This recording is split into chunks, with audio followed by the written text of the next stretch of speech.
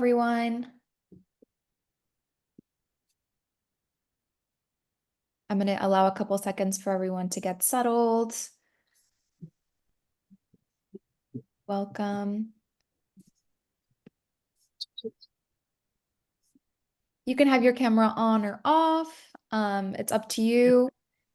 And there's plenty of people on this call. So if you want to ask a question throughout, feel free to utilize the chat. We'll be keeping an eye on the chat throughout the presentation to make sure your questions are answered. And hopefully as well at the end, we'll have some time for Q&A. So if you want to unmute yourself to ask a question, you can as well. I'm just going to briefly introduce this assistant series. So we are doing this for the first time. A lot of schools just expressed that it would be really helpful to just provide some resources for classroom assistants. Your role is so crucial in the Montessori environment. And we've had some really great Montessori experts and educators who are volunteering their time to share their experience and their know-how about Montessori with you all. Today, we are joined by Dolores Vazquez. She is administrator of Northwood Montessori in Houston, Texas. Today, she's going to be talking to us about observation basics and the role of the assistant in the classroom. As I said, feel free to use the chat for any questions or comments. I'll go ahead and pass it over to Dolores so she can start her presentation. Thank you, Camila. Yes, just a little bit of background about me. I am the school administrator at Northwood Montessori. I'm also a lead guide for the primary environment, so ages 3 to 6. And I was also an assistant. That's how I got started into Montessori, to an AMI lead guide many, many years ago. I've been a lead guide for over 20 years. So, and like Camila said, feel free to drop questions in the chat, and I will leave some time to answer questions at the end. So let's start over here with the course outline. So we will talk about what is Montessori, the assistant's role. We'll talk about the prepared environment and the six aspects of the prepared environment. We'll cover observation, communication with administration and lead guides, and at the end, some room for Q&A. So let's begin with what is Montessori. This will be a brief introduction, almost a definition. I believe the next class will dive deeper into the Montessori philosophy, so I'll just keep it short and sweet. Just tune in the next class for a deeper dive. We've all seen various pictures of Dr. Maria Montessori, and it is through her observation of human development from birth to adulthood that led her to this education approach that supports children's natural development. The Montessori education focuses on the whole child, and sometimes there's a bit of misconceptions, but I think to be an assistant, it's very important to have that background information and what this philosophy and pedagogy is about. It is a child-led learning, and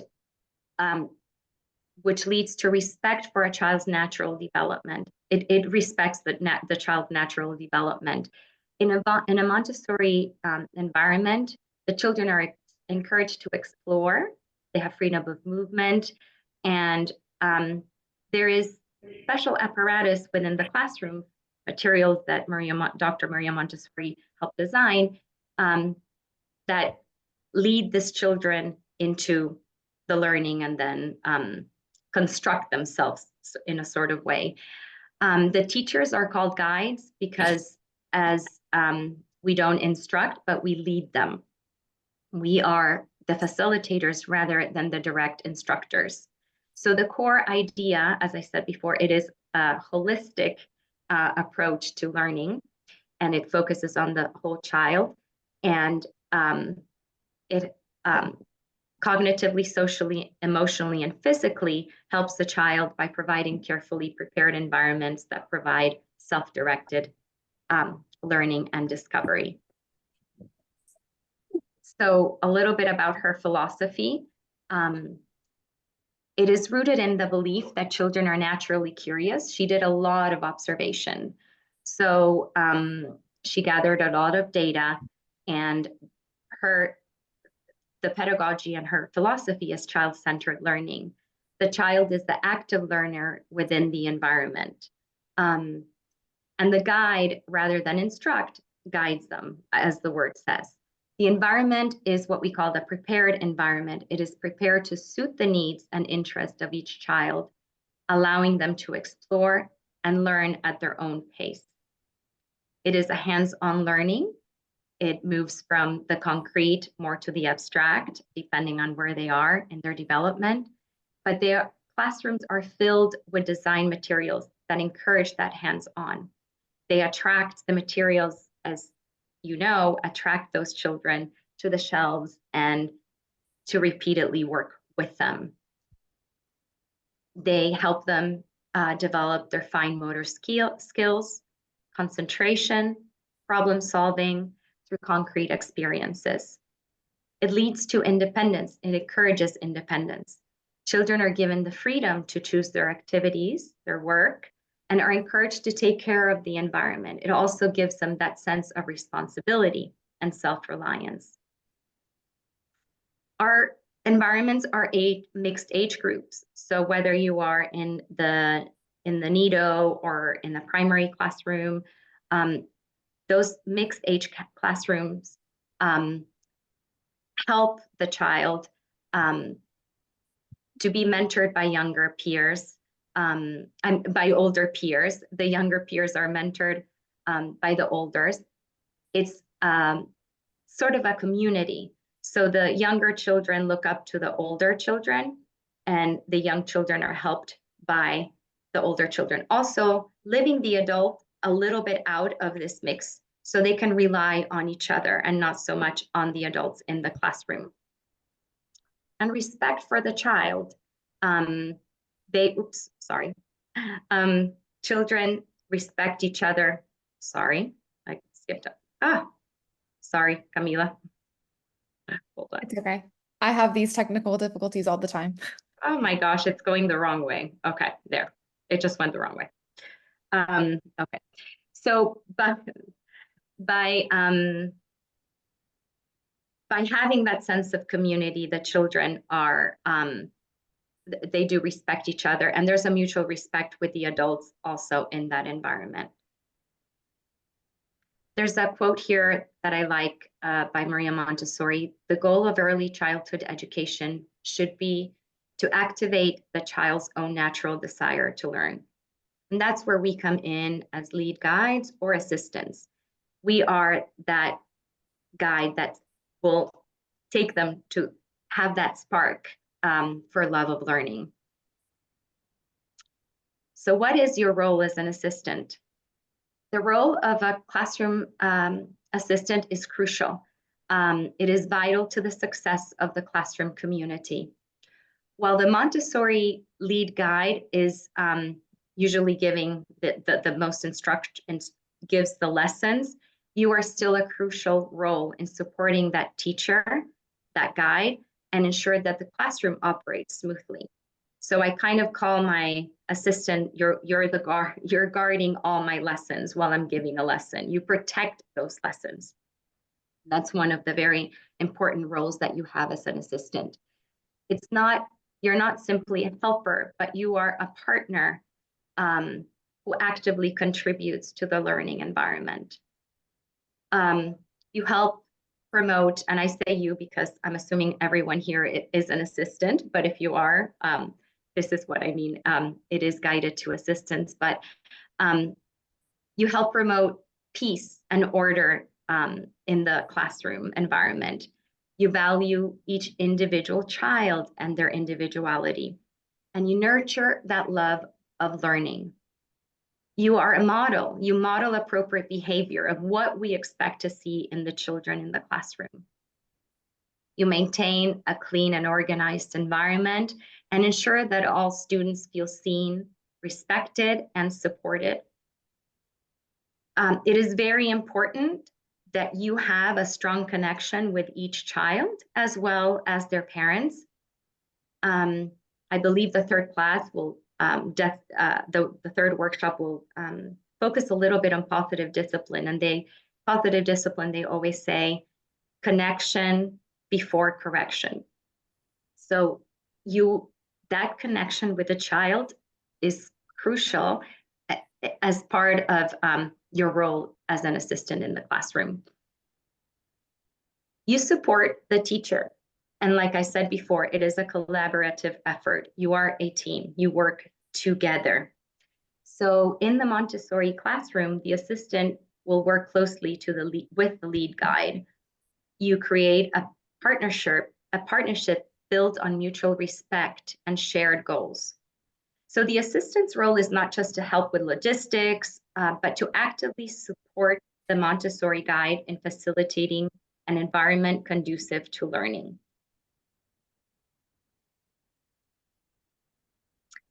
What are the key responsibilities of an assistant? Well, our priority as lead guides or assistants is our priority is the children, the well-being of the children, and what is in the best interest of each child. So supporting individual students. For example, when a lead guide may be giving a small lesson, a small group lesson, or even an individual lesson, as an assistant, you can help guide students who are working independently or assist those who need extra attention. Again, you're guarding those lessons while helping the other children who may need you. You help with classroom management.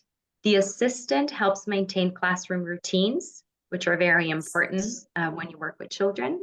Ensure that children understand the expectations for behavior and work. You facilitate smooth transitions, whether we're transitioning from lunch or the playground, from one activity to another. You ensure that these moments are calm and organized. They're kind of methodical as we get into them.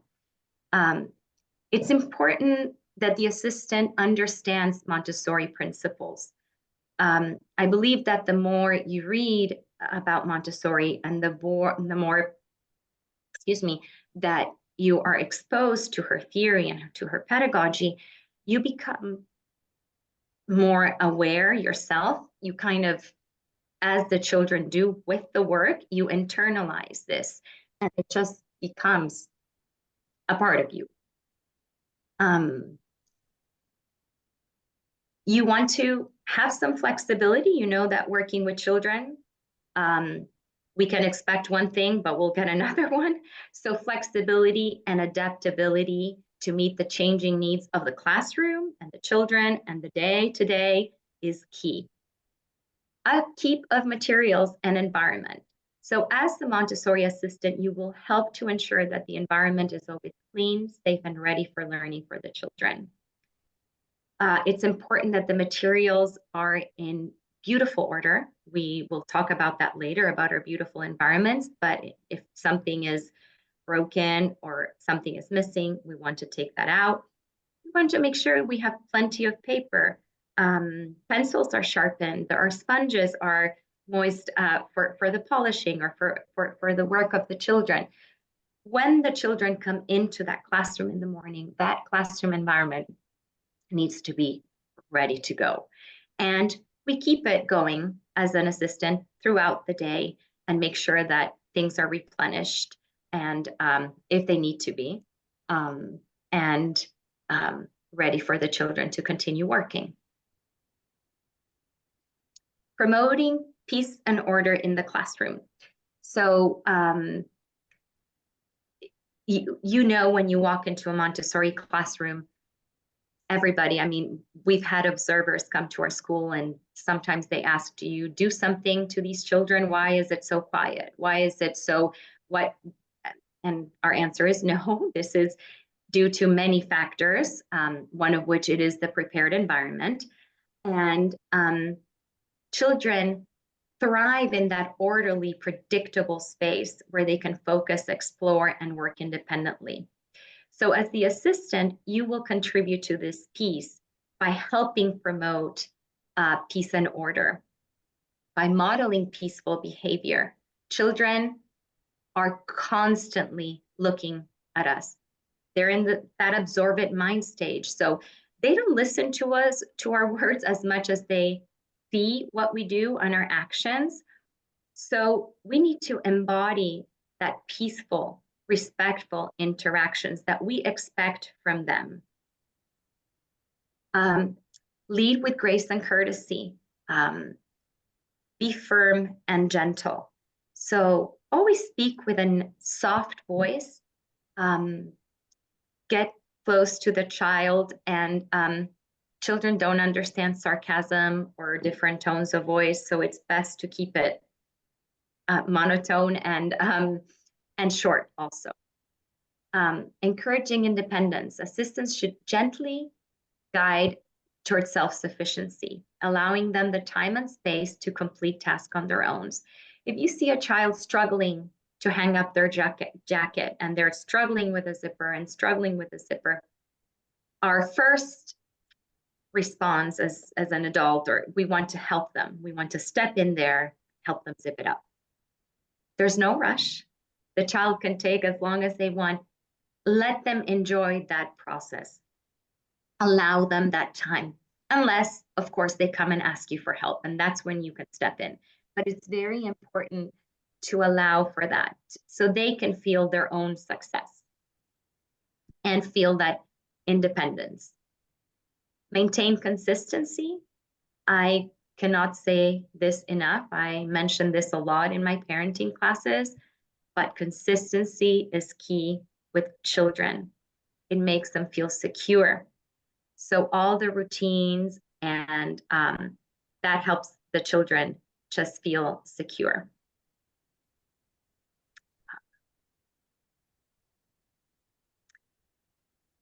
So how can we, the top tips for success in assisting in a Montessori classroom.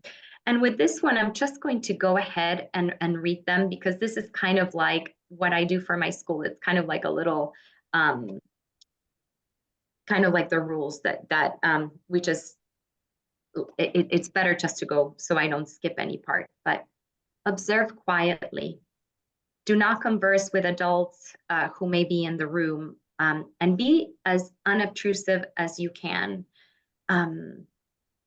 Speak softly at all times, and when speaking to a child, get down to their level, make eye contact, and use a pleasant tone. Move slowly around the classroom. Make your movements deliberate and careful. Never interrupt a child who is concentrating. Never leave a group of children unattended. Do not leave the classroom without checking with a guide. And I'm sure that also the lead guide will not leave the classroom without checking with you. That's a mutual respect and a teamwork attitude. As often as possible, intercept a child who is approaching the teacher when they are giving a presentation. So that goes back to guarding those lessons. Very important. Do not permit disorder, running, shouting, hitting, or mishandling of materials. Give clear and short directions when needed. Do not recite the rules of the classroom as I am doing right now. Do not recite them to the children. And with the children, if you worked with children for a while, you've found out that less is more when it comes to talking. Short and sweet, and it's much better. Do not suggest work to children. If the teacher has given you tasks to help maintain the environment, the child can be invited to watch or to help you. You can always encourage that. Do not assist a child in performing a task unless they ask. And do not discuss the children with their parents unless asked by the guide. And do not report a child's progress with them either. That will be up to the lead guide. So let's talk a little bit about that prepared environment that you work so hard to maintain. There's a quote here from Maria Montessori, and I'll read it. The environment must be rich in motives which lend interest to activity and invite the child to conduct his own experiences. A well-prepared environment with engaging materials motivates children to independently pursue their interests, fostering a love for learning and self-discovery. And here are the 6 aspects of that prepared environment. The first one is freedom, freedom of choice and freedom of movement. Without freedom, we are not really ever letting a child become himself. Freedom allows children to explore their curiosities, interest, and freedom within the classroom allows adults to treat children with respect, acknowledging their individuality, provide an environment that suits each individual needs. Then we go to structure and order, or one can say limits. And our prepared environment helps us a lot with that. Children love routine. It gives them that predictability and sense of security that they need. They know what to expect, and they know and therefore understand where they fit in within that structure. The environment is a living one. So part of the guide's responsibility is to introduce novelty into this structured environment. As that gets done and new things get introduced into our classroom environment, the flow, routine, and expectations overall stay the same, which helps that child. Beauty and aesthetics. One can also say atmosphere. I know as a lead guide, when I get into my classroom environment in the morning and I am getting there to prepare it and my assistant is there, that's our time to find our peace, to set on forth the rest of the day. And the way the classroom environment makes me feel, it's very important to me. So I know that it is important for those children or for other people who walk in. So beauty inspires, it feeds the soul.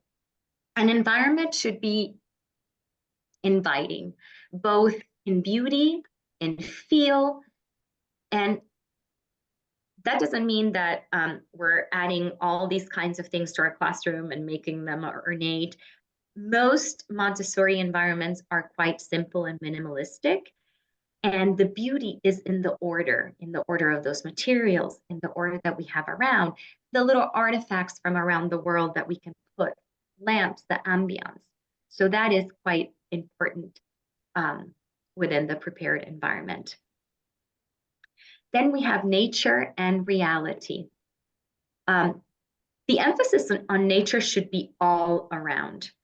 There should be live plants, living things, beautiful outdoor environment where the children can explore, care for the plants outside and indoors. The outside should almost flow with the inside and have magnifying glasses for the children to explore outside, bird watching, things that conduce to children being in nature and in reality. There's so many things that interest the children. I have, for example, at the moment, a little a nature scavenger hunt, and the children are looking for things. And we found special mushrooms this week, and children get very excited about that. So we want to foster that. Social environment and community. The environment is created for the children. This prepared environment is theirs. It's the children's. So it's there to meet their needs, and it requires them to take care of it. In a way, it helps them be respectful of their environment, take care of the materials, and take responsibility of those.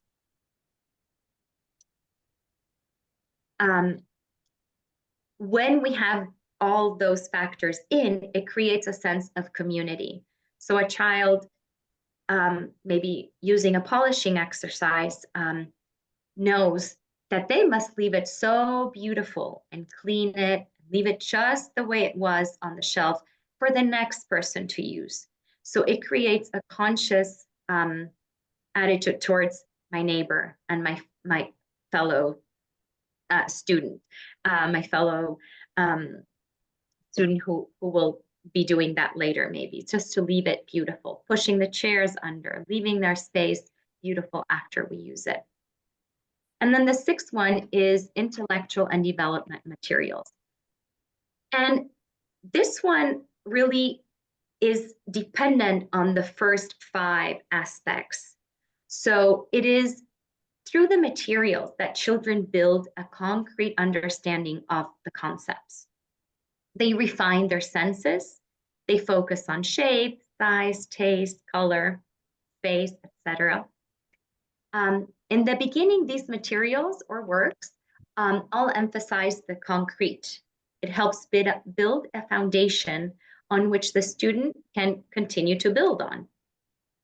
He will apply this concrete understanding to bigger ideas, and he will combine his areas of knowledge. He'll sort and organize them in his absorbent brain. And this foundation that happens in our classroom environment and our prepared environment will serve him through the rest of his education. So the materials will become more abstract as the child moves through the classroom environment, building on that knowledge acquired through exploration on his early years. So how can we ensure of having a great environment? So one of the things is to maintain classroom materials. Ensure that materials are complete. Regularly check that all Montessori materials are there. Check your maps. Sri Lanka may be missing. That's or Rhode Island. Those are easy ones to lose. If there's a piece missing, if you can replace it, replace it. If you cannot, please remove it from the shelf. Make sure you have all the beads for your decimal and your beadwork, and your chains are complete, and for cubing and squaring. If something is missing, also replace it, or also report it to the lead guide. Our schools usually have an inventory of extra pieces, but sometimes we run out. So it's good to always do that inventory and make note of those things that are lost. Restock consumables. Monitor supplies such as paper, pencils, art materials. You want to make sure that we have a workroom where we keep all of these materials, extra materials, that you have a vast quantity of them to replace. If not, then we'll have to have a material making day or use your volunteers to help you make some materials. Clean and maintain materials regularly. This is just as simple as it gets. Materials need to be clean for the children to use. Make sure they're dust-free, that they're beautiful, shiny, and not only free of dust and wear, but ready for use for the children, and that they stay attractive. Organizing the classroom environment. Prepare the classroom each day. Take your time to prepare it and set up the environment before the children arrive. So once they're there, everything is ready for them. It feels welcoming. You are ready to go. The lead guide is ready to give lessons. You are ready to help and assist on that day with the children. Maintain the order on the shelves. Keep the shelves neat. Make sure they're in the right order. Materials are returned in their proper order, and you can guide the children to, if you see they need help or it's a new student, to help them and aid them in returning those works to the shelves in the proper manner. More cleaning and tidying. I know we do a lot of cleaning, but with children, we know germs, and so we want to keep safe and a safe environment. So daily cleaning routines are very important. So you will assist in the cleaning of the classroom by wiping down tables, sweeping the floor, and tidying up the environment throughout the day. One of the things is try not to be doing this while the children are in the middle of a work period and being obtrusive, but just, quietly, or just maybe somebody can help you, like I mentioned before. But there's certain times of the day, and you and the lead guide will probably discuss when those times are best. And each lead guide is different, so communication is key. Sanitize materials and surfaces regularly. Disinfect areas such as doorknobs, tables, and areas that get frequently used. In my case, also, we check the restrooms and make sure that they're ready to be used over and over again. Collaborating with your lead guide is key to the success of that prepared environment, and for your working relationship, and for the success of the children as well. So you can assist her with the inventory management. Each school has a different way of doing this, but work with a lead guide, and you can help her make lists or order replacements when necessary, or just use your school's guidelines for that. Help prepare special projects, so you can assist in organizing. For example, we just had Grandparents' Day, and there were some special projects that we did, and my assistant helped with that. Also, in preparing some material, sometimes we have some material making day, and that's what we do, a lot of materials. So assistants can aid with that, and to make sure that everything is ready for use. And now we get to observation. And observation is key, and it is the foundation of the relationship between caregiver, the teachers or parents, and the child. For it is how we hear a child express what they cannot yet communicate with their words. We learn things about the child as we watch them interact with the environment and with others. So it is through observation that we learn so much about each child. And I urge, and I try to do this in my own classroom environment. My children know when they see me with my little blue notebook that I am unavailable. I'm in a corner, and I'm just doing my observations and just watching. It's a foundation for understanding. It's a non-intrusive support. It's tailored learning, and it's a behavior insight on our children. Becoming a good observer takes practice. Let me just say that. It does. At first, we are too quick to maybe interfere. So non-interfere is very important. Just take a little corner, and the goal is to observe how children engage with the environment and materials on their own without adult intervention. That is when we know that our environment is a successful one, when we can step aside and the classroom flows as if the adult, were there, but I mean, as if no one was there to guide them, and they know what to do, they know where to go.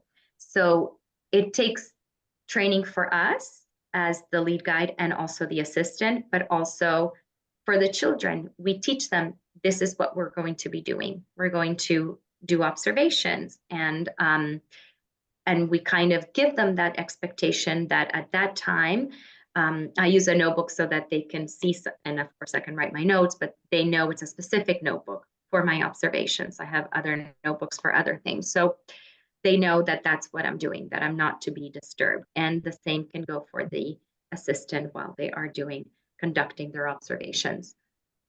Documenting behaviors. So you want to take mental or written notes of behaviors that you see, interactions, and engagement with activities. Sometimes as the assistant, you will see things that we as lead guides miss. We may be giving a lesson, a small group lesson. So it's important for us to hear that feedback from you and to collaborate together on what you saw. This helps track developmental progress to identify areas where the child may need support. Sometimes different people have different observations, and it helps when we put them together and see different sides. Look for patterns. Consistent observation helps identify patterns in behavior, preferences, and work habits. This can inform how to better assist the child in their learning process. Reflect and communicate. Observations should be shared with the lead guide during discussions or meetings, helping inform future lessons or adjustments to the environment. And as we know, Maria Montessori did a lot of observation, way more than I think we'll ever do. But it's that is the insight to each child. And it's a great gift when we can really take time and observe. Some additional tips for our observation is to be patient and present. We tend to be rushing everywhere we are nowadays. The classroom, fortunately, kind of helps us to calm down. At least it does help me get grounded. So slow down and focus entirely on what is happening in the classroom environment without judgment or distraction. And that will take practice, let me tell you, because it's hard to get rid of that judgment and distraction at the beginning. But the more you do it, the better you will get at it. Focus on the process, not the result. Instead of focusing on whether a child completes a task, observe how they approach it. Are they engaged? How are they problem solving? How are they relating to the peers? Develop objectivity. Avoid assumptions or interpretations. Just record what you see, not what you think or feel about it. Objective observation leads to clear insights. Observe a variety of activities. Pay attention to both individual and group dynamics.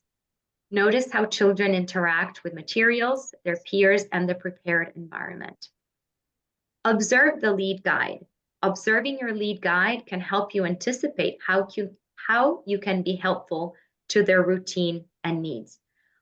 I do want to say also that the longer you are with a guide in that classroom environment, of course, the stronger that bond will be and the more understanding between you two. I had an assistant for 17 years, and it got to the point, it took time to get where we were 17 years later. However, it was kind of like a marriage. She looked at me, she could just read the room. She knew what I needed and she could anticipate it. So staying in one place, in one environment is extremely helpful, not only to the lead guide, but also to the assistant and the children.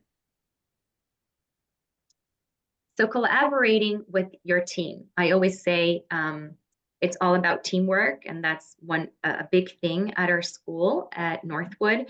We are a team, and for the Montessori classroom to function smoothly, the assistant must communicate effectively with the teacher, other staff members, and administrators. We should have open and respectful communication because it is key to creating a cohesive and collaborative school environment. I am in a different position because I am in the classroom environment as well as an administrative position. So, but I always try to make time for my staff and make myself available. And it's important to talk about things that you see, things that are bothering you, or things that you have questions about, because it's important to talk about those and communicate them. So collaboration is key, as I was saying, and frequent check-ins are always helpful. So regularly touch base with your guide to ensure alignment on goals and classroom management. I like to every morning kind of set the tone for our day, and I get together with my assistant and we'll talk about, okay, what are we tackling today? Yesterday, I noticed this, and that. What did you notice? Okay, let's focus on this. And we kind of make a plan of action. May work, it may not work. Remember, we still have to be flexible. However, we get together and team up on how we're going to handle today. And that is, it's wonderful to have that kind of support for the lead guide and also for that assistant, that mutual support. Providing feedback. Your feedback as an assistant matters. It matters a lot. You offer insights on observations about the classroom dynamics, individual children, and processes that may need adjustment. I really value that feedback. So please don't hold back. And it's great to collaborate like that with one another. And being a team player, always approach communication with a spirit of collaboration, focusing on how to best support the children's needs, who are our priority. And we must focus on what is in the best interest of the children and each child. So as a classroom assistant, your role is crucial. Every day you're helping to create a safe environment designed to support independence and allowing children to develop a love for learning. The work you do is important for the future generations and the mission of your Montessori school and community. Thank you. I think yes, that is all. And now I'm happy to answer any questions that you may have, and I can stop the share, I guess. I'll stop the share. Feel free to unmute yourself. Everybody. Feel free to unmute yourself thank you. If you want to ask a question, you can unmute yourself, or you can ask in the chat and we'll read it out. So I'll just let everyone have a moment to think of their questions. Didn't check the chat, so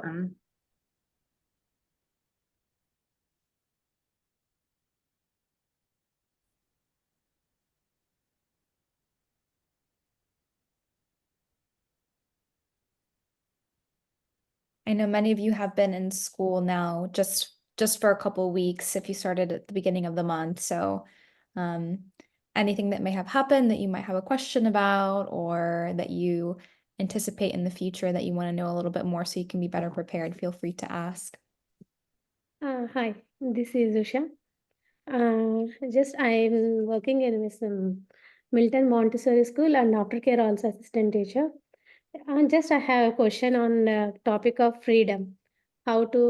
This freedom means if you're doing some material work, morning we can observe, but I didn't get any chance to work material with morning time. So how it happens, how you have to observe them in aftercare, because in aftercare means almost kids will become little bit they're out of burn, like, so how to enjoy their freedom time means if we give some material, sometimes kids will throw it. Oh, I don't want to do something, and they will can running in the class. How to make it easy? So in that cases, how to handle them? Okay. Let me see if I understood correctly, Usha. You're talking about your aftercare, so children that have been there long days, most of the days in the classroom period time. Yeah. Your environment, we call ours our home environment. Do you have Montessori materials and a Montessori guide during that time? Yes, I You have do. it. Okay. So you have a Montessori all day, all year kind of situation. Yeah. Yes. So it's normal for children at that time of day to just, they've had enough. I would provide maybe more practical life work in the area of maybe food preparation or activities that they can do outdoors. Maybe this is a good time for, a nature scavenger hunt, or for crocheting and sewing and taking out a little bit more of that practical life. Outdoor time, play time as well. And because you want the children to be comfortable, and sometimes they'll just want to sit in a couch, and look out the window, and that's okay. That's okay for them to do. They've been there all day, they have worked. So going back to that freedom part, I would let them choose their work freely, and allow for them to maybe have more choices. Observation will be key here, because if you can sit a couple of afternoons during that time and observe which children need you the most, and what work are they not taking out, and maybe that's what happens sometimes in our home environment room. It takes us to observe and say, oh, I noticed that, okay, maybe this children need more of this type of activity, and put it out on the shelves available for them. Like I said, food prep or activities and work that will be more conducive to them choosing that with freedom. Does that answer your question? Yeah, it answered my question. Okay. But still, I will work on it. Okay, yes. Thank you. It is always a work in progress. I understand. We have another great question here in the chat from Ashley, who's asking, the toddler environment often requires a lot of redirection, and that takes a lot of time and energy and regular maintenance. I can get behind, how do I find balance? It does take a lot of redirection, and sometimes what may seem chaotic to you, it's not to an outsider. And I've been there. I've been in that position where you think, oh, I'm ready. And then people were like, who were observing, said, or, commented to me, it wasn't, but I felt like I was, getting ready to rip my hair out. But so it is a process we have to remember, especially at the beginning of the year where you're getting new children. So that balance is going back to your assistant, your lead guide, and your other assistant. I'm assuming the toddler has 3 adults in the classroom. Lean on each other. That's how you can find the balance. Try to share the tasks, maybe for you not to be just the one that's constantly redirecting. Change those so that you can find a little balance, and there's not one that's always changing constantly the diapers. So that may help. And what I find works at our school is that sense of community. We talk about community with the children, but having community with the staff, and one day sitting down and just talking about certain situations, and you just laugh, and I don't mean to make fun of the children. You're just laughing about that specific situation that happened, and that just brings a certain lightness and kind of helps you balance and put perspective into our daily life, which sometimes can be somewhat demotivating if we're constantly not finding that right balance. But lean on your peers. Any other questions before we wrap up?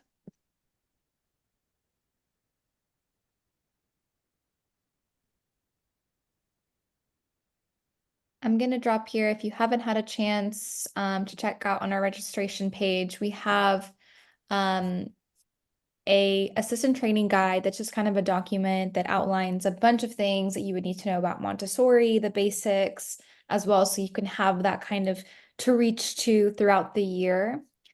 I'll pause once more to see if anyone else has any questions. I think we covered a lot today, so it was really helpful. Next week, we're going to be focusing a little bit more on really understanding the Montessori approach and philosophy. We talked about the very basics today, but I think just having that core knowledge is really going to help you understand the approach, how to thrive in the classroom. So that's exciting. Here we have another question from Hannah. How do I know when to step away or if I'm being too helpful in a sense? I work with primary and elementary. Okay. I haven't worked in an elementary classroom, so I will answer the primary part of it, but I know that children, and I experience this myself, sometimes we can experience that undue attention with the children. That so we want to also observe. So when we give a lesson, or if we're helping somebody and we see that they're more or less on their way to figure it out, more or less, that's probably a good time to step away. However, observe from afar. So that observation is key. You'll observe, and for the most part, the child will come up to you if they need help. If you, I'll give you an example with some work. For example, with a stamp game, if the child then brings you back the work and you see that the answers are wrong, of course, we just read the answer and don't comment, but then we can see that, okay, take a mental note or write it down. Let's represent that, or that child may need me to sit down again one more time with them. But let them go through that process. I think that process is very important as long as they're focused and they are trying. Allow them to try and fail even, because that is how they will learn. And I would assume that in the elementary, and this is only an assumption, but you also want to kind of do that. So hopefully that answered your question, Hannah.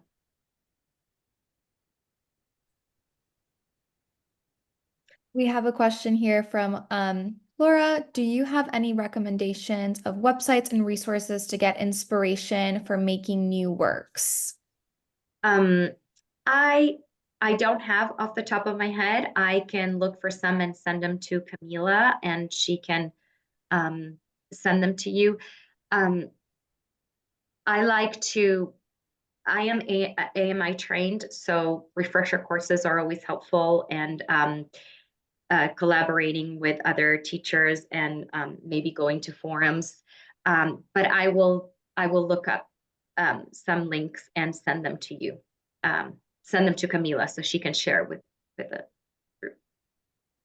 Someone here said Brain Pop is a good one for ideas on topics. Absolutely. Also, just social media in general. Obviously, take it with a grain of salt because you want to make sure it's a reputable source. But I think there's lots of ideas for Montessori shelves and activities, especially if you're doing after school care. That might be, you're looking for something that's more fun, not necessarily curriculum based, but still aligns with Montessori philosophy. That's always helpful. There are some Facebook groups that have, you can get a lot of inspiration from. And the good thing about those Facebook groups is that you can also ask questions. So it's nice. So you can choose the one that fits best to you. And those kind of, I've seen nice things on those. I can share the names with Camila as well. Any other questions, comments? This whole session was recorded, so I will be sending it to everyone who registered. You can expect an email from me tomorrow with some additional resources, the presentation slides for today, and the recording. So if you want to reference this later on, you absolutely can. And if you're watching the recording and you have any questions, feel free to reach out to us so we can help you or provide additional resources.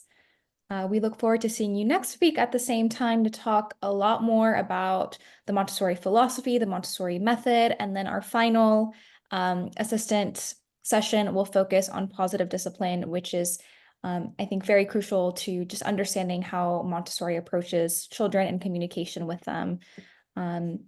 I hope you found this helpful. This is very much, I think, a great way to kick off an assistant course. I think it's a very foundational discussion that we had today, one that's crucial to your role. And we just appreciate you being here. It shows that you're really stepping up in your role because classroom assistants are so crucial. I myself assisted in a Montessori classroom for a couple of years at Northwood. It's something that it's not an easy job, but it's certainly an important one, certainly one that can be so full of new experiences, and you're inspiring future generations. So we appreciate your time for joining us today. And yes, Dolores, one more thing. There's one more question, Camila. Yeah, let's go ahead and answer it. Somebody says, what do I do if I feel my guide isn't always approachable to things? That's a good question. And I actually have to say that we experience that at our school. I've experienced that. It's a difficult place to be as an assistant when your guide doesn't, you don't feel approachable. But I would be honest, and I would say, based on my observations, this is what I see. What do you think?